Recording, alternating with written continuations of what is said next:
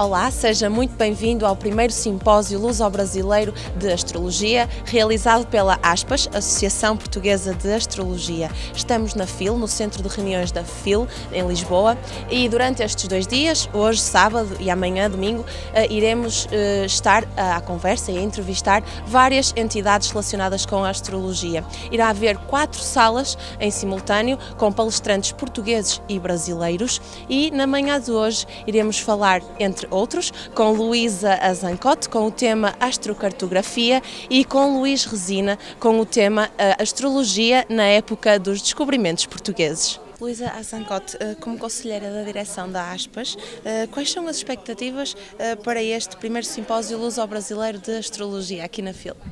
Agora já não tenho tantas expectativas como tinha. Estou muito feliz com a aderência dos conferencistas brasileiros e portugueses, com a aderência do público. Portanto, não é preciso esperar muito mais tempo para podermos qualificar de um sucesso. A expectativa que eu tenho agora para o futuro é que todos estes contactos entre portugueses e brasileiros, astrólogos, estudantes e clientes, deem ainda mais frutos. E tenho a certeza, da maneira como estão as coisas a correr, que é isso que vai acontecer. Já astrólogos brasileiros estão a fazer workshops e seminários antes e depois do Congresso. Vai haver convites para portugueses fazerem lá, webinários conjuntos. Portanto, estou muito satisfeita. Já há algumas pessoas mesmo a fazer pares, entre aspas, e para trabalharem em conjunto, não é isso? Exatamente. Por exemplo, o Jorge Lancinha fez com a Gianni Portal, já fez um webinário sobre Vênus e sedução. E é mais engraçado ser um casal a fazer do que só um, não é? E por isso, isto é um dos exemplos, há outros. Quer-nos explicar um bocadinho o tema que trouxe para este simpósio sobre a astrocartografia? Quer-nos dar umas luzes, digamos, sobre aquilo que trouxe, explicar um bocadinho este tema? Com muito gosto. A astrocartografia é uma técnica recente, portanto foi desenvolvida nos anos 80 e 90 por um astrólogo americano que sentiu necessidade de desenvolver uma técnica que explicasse esta nossa mudança no mundo. Quer dizer, nós mudamos de sítio com uma frequência que no século XVII não se mudava. Não?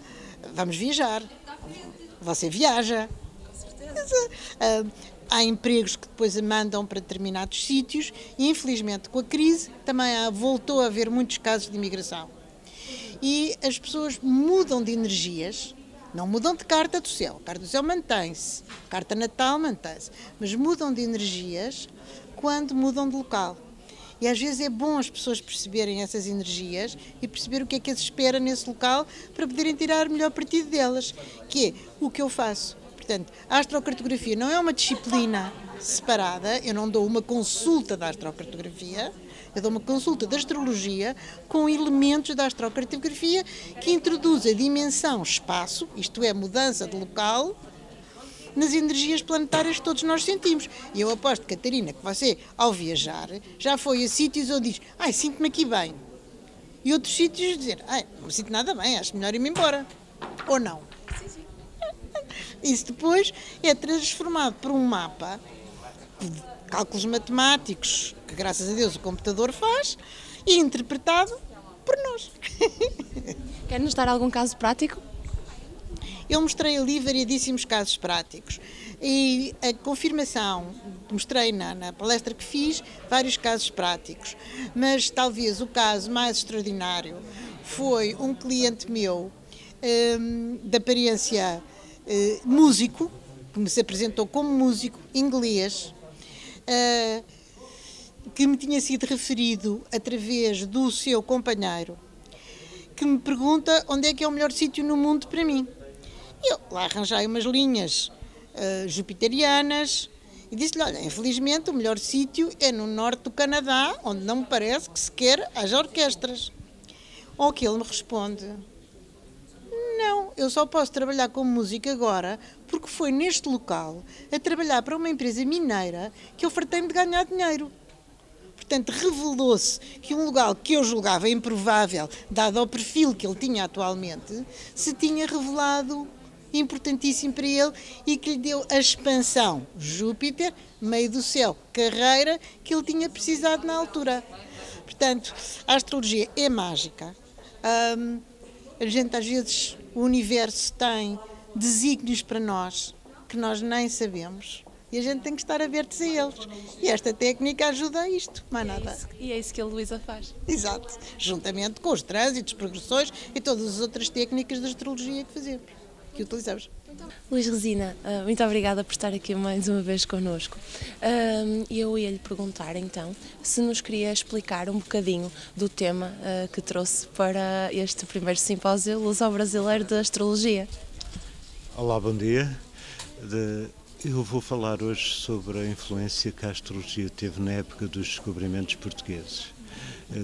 É um tema pouco explorado, que foi mais trabalhado até por historiadores do que propriamente astrólogos, e como eu há muitos anos tenho andado nessa investigação, dessa relação da astrologia e os descobrimentos portugueses e quem eram os astrólogos que estavam mais presentes na segunda dinastia Adavis,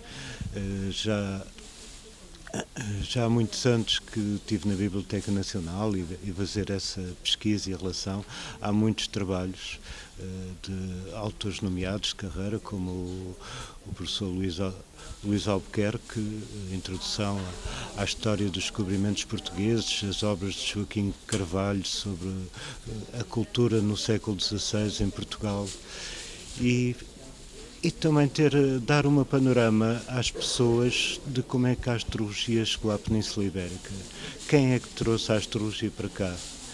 Teríamos que remontar, por exemplo, a Alexandre o Grande, à expansão do Império de Alexandre, que chegou até à Pérsia, à Índia, e que os árabes depois trazem a astrologia para a Europa, e nomeadamente eles vão se fixar aqui mais na Península Ibérica e desenvolver escolas de astronomia e da astrologia que vão chegar ao reinado português aí por volta da época a seguir a Dom Dinis, por volta de Dom Dinis. Aliás, Dom Dinis é neto de Afonso X, o Sábio, que já publicou as chamadas Tábuas Afonsinas, que eram umas efemérides astrológicas, e mandou traduzir algumas obras importantes nessa época.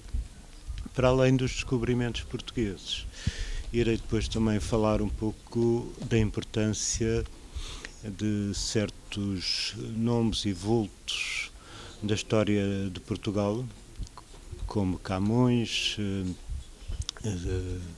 Dom Sebastião, o Padre António Vieira, Fernando Pessoa, Agostinho da Silva, a importância que eles tiveram na cultura portuguesa e a relação astrológica com estas personagens, na relação com a nova era que estamos a entrar, que é a chamada Era de Aquário, e a influência que eles tiveram, o papel da lusofonia no mundo, e nomeadamente esta relação de Brasil com Portugal, como algo importante na expansão e no desenvolvimento daquilo que nós chamamos um novo paradigma cultural para a Era de Aquário.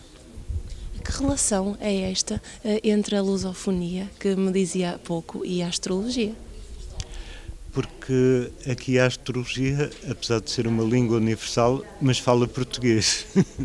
Ora, se ela entrou no Ocidente, aqui primeiro na Europa, através da Península Ibérica, e já que Portugal, segundo as profecias antigas, tem um papel central na passagem da Era de Peixe para a Era de Aquário.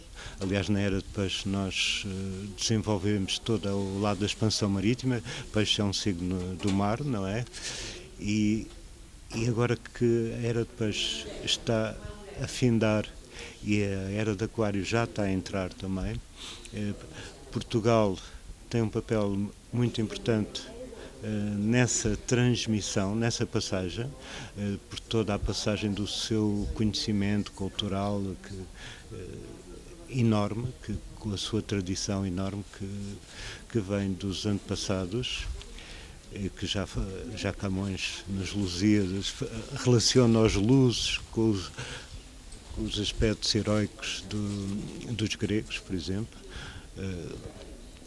E o Brasil é uma nação nova, não é?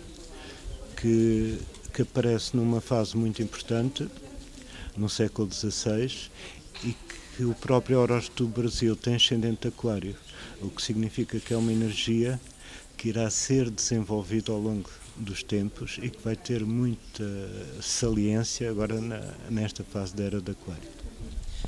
Luís Resina, este encontro entre Portugal e entre o Brasil, e sendo o Luís português, permite uma grande partilha de conhecimentos aqui, e falando propriamente neste simpósio?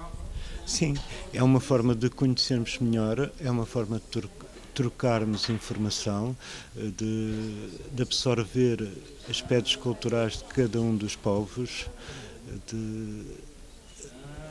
de aproximarmos os laços de amizade e de relacionamento entre Portugal e Brasil e criar pontos para o futuro, para outros desenvolvimentos, para outras ligações e esperemos que seja um bom casamento, como se diz, uma boa aliança, não é? Cláudia Lisboa falou sobre o feminino na astrologia. Quer-nos falar um bocadinho sobre este tema que trouxe para este primeiro simpósio luso-brasileiro de astrologia? Vamos lá. O tema do feminino, ele é até complexo, porque nós podemos pensar no feminino tradicional, que a astrologia lida com alguns simbolismos, como Vênus, Lua, signos que são da natureza feminina, enfim. E podemos abordar de uma outra maneira, que é pensar numa nova relação do feminino com a vida e com a própria sociedade, né? Então, o que eu trouxe foi um estudo que eu fiz durante alguns anos, um estudo que tem uma base em antropologia, que é o estudo da história do feminino, desde o Paleolítico, isso data de uns, vamos dizer, mais ou menos 35 mil anos atrás, até a chegada da dinâmica patriarcal, da sociedade dita patriarcal, que é em torno de 3.000 a 1.500 a.C., que é quando se institui o patriarcado. Então, a palestra falou exatamente de como se deu essa passagem dos valores femininos para uma sociedade de valores masculinos. E a relação que eu fiz foi que os valores femininos eram valores de parceria, de acolhimento, enquanto que os masculinos são valores competitivos e de dominação, né? Então, ao estudar toda essa dinâmica, eu transponho isso para a astrologia, de alguma maneira trazendo para o simbolismo uma nova visão de análise da própria base astrológica, né? Então, introduz-se aí um elemento importante, que é o estudo da Lilith, que é chamada Lua Negra. É um ponto que alguns, hoje muitos, eu acho que a maioria trabalha, não se trabalhava tanto lá atrás, a Lilith, e os outros dois, que é Lua e Vênus. Então, nós falamos de um feminino, que é um feminino que no Antigo Testamento é chamado de Eva, que é aquela parceira, companheira, mãe, cuidadora, e falamos de um feminino que se indigna com toda a dominação masculina, não se submete, e ela sai, ela vai embora e se exila. Esse exílio significa a preservação de um desejo puro e livre. E esse desejo puro e livre é um desejo trabalhado na própria análise. Ou seja, se eu quero uma visão de mundo em que nós somos mais parceiros do que competitivos e queremos mais essa troca do que uma dominação, eu preciso então trabalhar com esse cliente como sendo um parceiro e não com a dominação de um astrólogo que diz o que vai ou não acontecer, né? Então nós caminhamos juntos com o desejo livre, amoral, sem nenhuma conotação moral, para que eu possa então, junto a essa pessoa, acolhê-la no seu momento ou na sua estrutura, para então poder criar alguma coisa de ação, que é o masculino, né? Que nós vamos então agir diante de um acolhimento. Eu acho que faltava para o astrólogo e para a astrologia essa humildade, talvez, né? De dar ao outro uma posição também de poder e não de submissão. A informação que se passa para um cliente é uma informação importante para que ele não se sinta sem instrumentos para discussão com a gente, né? Então a palestra ela trabalhou com essa ideia, né, de entender como que o feminino chegou ao que chegou, como o masculino chegou ao que chegou e como se propõe uma coisa nova e diferente, né? Analisando no mapa de cada pessoa a posição de Vênus, de Lua e de Lilith. A Vênus é um elemento de conexão entre as duas, né? A Vênus tanto ela cuida como ela também ela é livre. Na mitologia, Vênus é casada, tem filhos, tem amantes para tudo que é lado, ela transa com todo mundo, ao mesmo tempo dizem os filhos de Afrodite que ela é uma boa mãe. Então, eu acho que a mãe contemporânea e os pais contemporâneos. Quando eu falo de feminino, não falo de mulheres só. É claro que a mulher em si sofreu muito mais esse exílio, mas eu falo de homens, né? Hoje eu não consigo imaginar os meninos não trocando as fraldas dos seus filhos, não ajudando suas parceiras no cuidado de uma casa, por exemplo, coisa que era inadmissível para meus pais, por exemplo. Então as coisas estão mudando e estão caminhando nesse sentido, então nós temos que mudar também na análise e a postura de um astrólogo diante de quem ele tem na sua frente, né? Cláudia, que importância atribui a este tipo de simpósios, este tipo de iniciativas mesmo? A importância é enorme, assim, para mim é vital para a astrologia. Eu, esse ano, completo 40 anos de estudo de astrologia. Eu comecei em 75 e participei de todos os congressos, simpósios, você possa imaginar que já houveram no Brasil, né? Sente essa diferença entre Portugal e Brasil? Há uma discrepância grande no estudo da astrologia, mas na criação de eventos mesmo? Eu não conheço bem a história dos eventos em Portugal para te falar isso, para fazer uma comparação. Eu sei que o Brasil, eu me lembro, o primeiro congresso que eu participei foi em 84. Eu participei de um congresso que tinha mais ou menos 800 pessoas na plateia. Isso naquela época era uma coisa incrível e a astróloga que promoveu isso na época chama-se Maria Eugênia de Castro, é a nossa querida mãe astrológica. Eu acho que ela fez com que a astrologia pudesse vingar mesmo no Brasil com todos esses eventos. É fundamental que tenha encontros. Mais uma vez o feminino, sem encontros, nós temos que partilhar. Eu achei linda a história de quando a Isabel falou ontem, venha irmão, né? O Brasil como um país irmão, né? Um país que já foi dominado por Portugal e hoje é irmão de Portugal. Sair do masculino da dominação para uma parceria é lindo, a gente começa a ver que isso está presente em tudo mesmo. Daniela Rossi, o tema que trouxe para este simpósio foi os graus planetários no mapa natal e eu gostaria que, para as pessoas que nos estão a ver e a acompanhar este simpósio, que explicasse um bocadinho e falasse um bocadinho sobre este tema. Então, na verdade, assim, eu não estou trazendo uma técnica nova, mas é mais um olhar diferente para uma técnica antiga. Porque normalmente as pessoas, os astrólogos, quando já têm um certo conhecimento de astrologia, enveredam por previsões e as previsões utilizam normalmente diversas outras técnicas, né, mais avançadas em cima do mapa natal, que é o que te acompanha a vida inteira.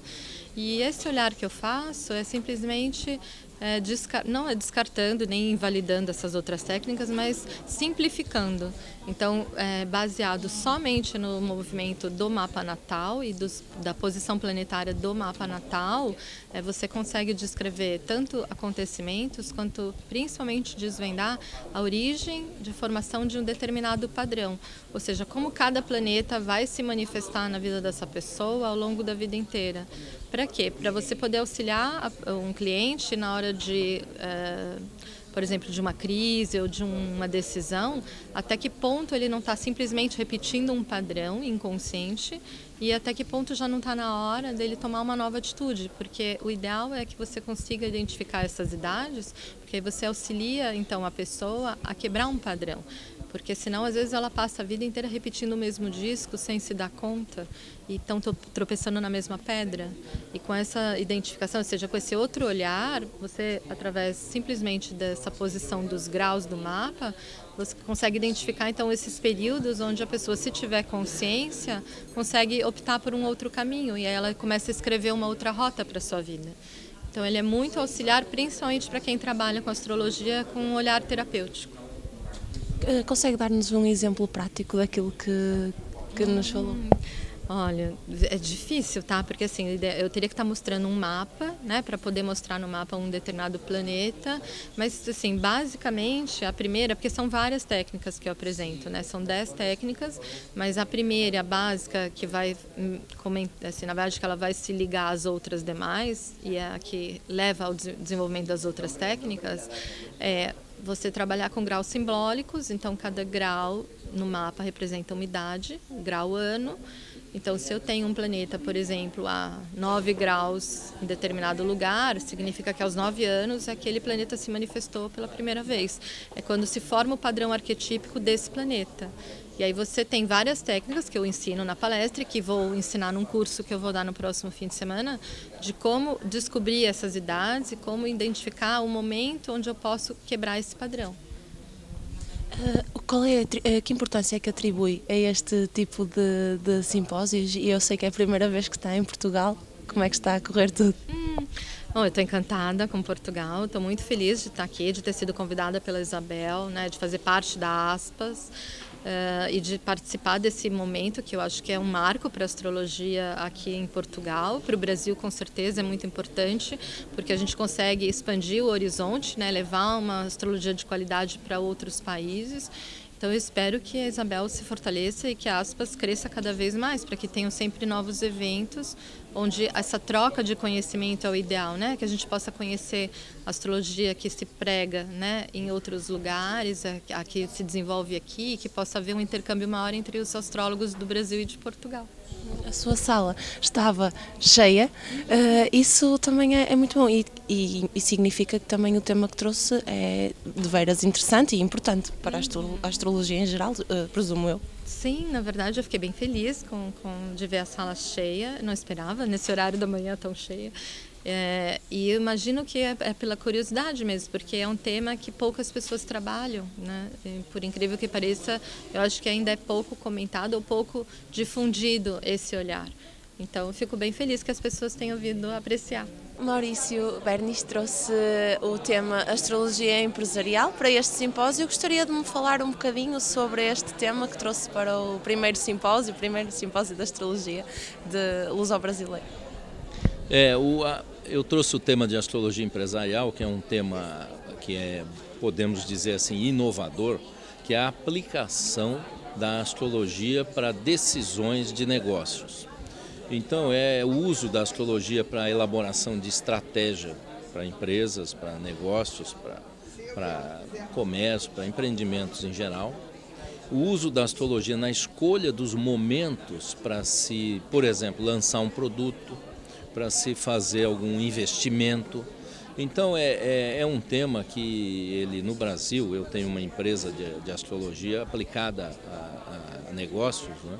E já atendemos lá mais de 600 empresas. Com qual objetivo? Auxiliar os dirigentes, os executivos, a tomada de decisão nos negócios.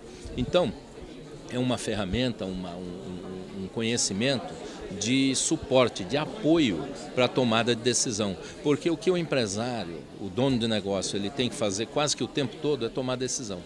E a decisão correta é que vai gerar o resultado correto. E a astrologia permite uma avaliação desse movimento dos ciclos de negócios, de produtos, e permite que a pessoa se posicione, que a empresa se posicione no ciclo do movimento correto. E assim, andando em afinidade, não é? com esses ciclos que são de mercados, ciclos de bolsa, ciclos de economia. e o ciclo do próprio negócio, da própria pessoa. Então, com isso, né, o uso da astrologia se torna uma ferramenta eficaz de auxílio na obtenção dos resultados que a empresa deseja, que a empresa estabeleceu como meta. E também funciona na avaliação daquilo que precisa ser corrigido na administração. Então, é uma aplicação da astrologia de uma forma bem prática e objetiva, vamos dizer assim. Não é um assunto esotérico, né, e místico.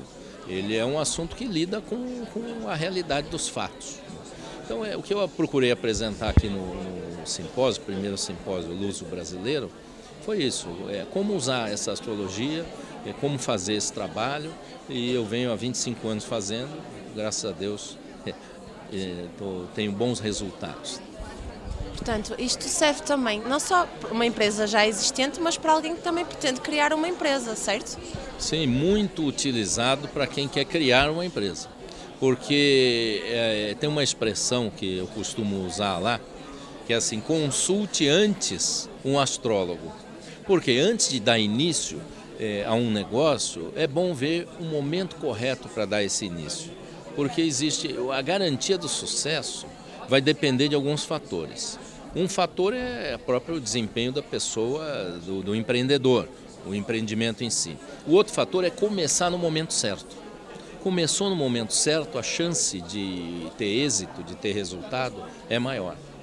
Então, para começar um negócio, é bom usar a astrologia. A astrologia consegue mesmo mostrar qual é a altura ideal, se estamos a fazer isso bem ou se não deveríamos ir por esses caminhos. É mesmo isso que o Maurício trouxe para o simpósio. Foi mesmo essa a questão. É exatamente isso, se está no momento ideal e até se aquele negócio tem mesmo uma ligação com a pessoa que vai fazer. Porque às vezes uma empresa está abrindo um novo negócio, uma pessoa está abrindo algum novo negócio e ela acha que aquilo é muito bom porque o mercado, o momento, o que pode acontecer é que para ela não seja um bom negócio. E a gente vê acontecer isso aí na vida, né? A pessoa abre uma franquia famosa e não dá certo para ela. Como é que é isso, né? É porque ela não tinha uma afinidade com aquele tipo de negócio. Há muitas pessoas a procurar o Maurício para tentar perceber se é ou não a hora ideal ou a altura ideal para abrir um negócio, uma empresa? Sim, procuram muito, né? Procura bastante para isso, antes de abrir o negócio, né? Para ver se é a altura ideal para abrir o negócio. Procuram. E empresas estabelecidas procuram para desenvolver uma estratégia de negócios e o desenvolvimento, né, dos negócios. Eu sei que é a primeira vez que está em Portugal. O que é que está a achar deste simpósio? De certa forma contribui também para um maior elo de ligação com os nossos irmãos brasileiros, diria com os seus irmãos portugueses. Eu vejo assim como uma iniciativa muito positiva, porque primeiro é o mesmo idioma, né? Nós falamos o mesmo idioma, e circulando aqui pela cidade a gente vê muita semelhança, né, com o nosso povo lá, principalmente da onde eu venho, de São Paulo, né, que tem um tanto de influência portuguesa, né, e eu vejo que, assim, eu já escrevi para um site aqui em Portugal, tinha uma coluna aqui, já atendi alguns empresários aqui de Portugal, então eu vejo que essa ligação, ela tem que crescer, né. O mundo se movimenta por idiomas, né, e eu vejo que a ligação do idioma da língua portuguesa, né, ela deve ser estimulada. Então, para mim, está sendo muito bom, além do turismo que eu estou fazendo aqui também. Muito obrigada, Maurício, por esta entrevista que deu à Clique 3 TV.